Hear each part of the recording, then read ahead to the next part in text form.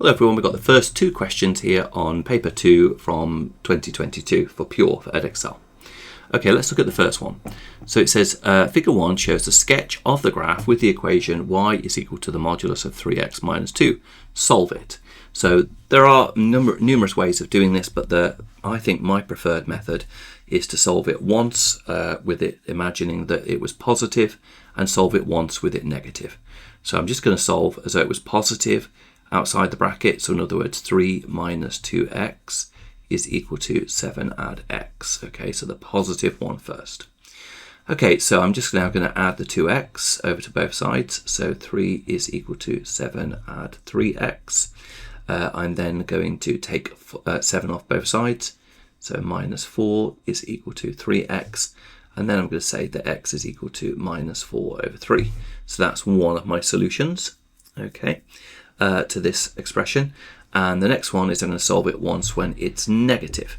So I'm going to imagine that I've got minus outside the bracket 3 minus 2x, like so, is equal to 7 add x. So when I expand that bracket, I get minus 3 plus 2x is equal to 7 add x.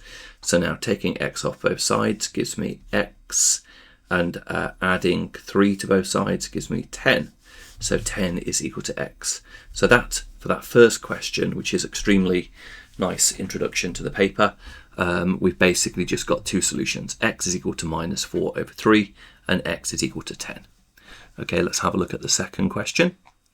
So the second question says, sketch the graph, sketch the curve with the equation y is equal to 4 to the power of x. Well, basically any curve that is of the form a to the x, where a is greater than 0, is going to have the same kind of shape. They're all going to look like this.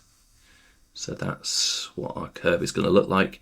And in particular, they have the common feature that they go through that point there, because when x is 0, 4 to the 0 is 1. Okay, so that's how come they go through that point there.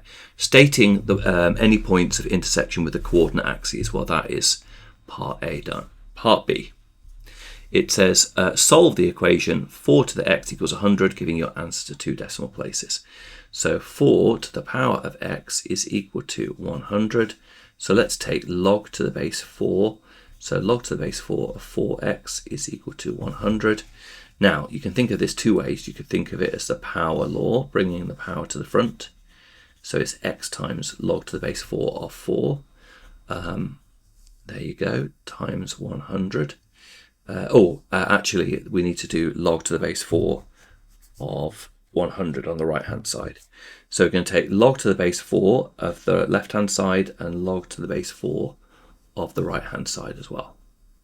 So we have log to the base 4 of the left-hand side and log to the base 4 of the right-hand side.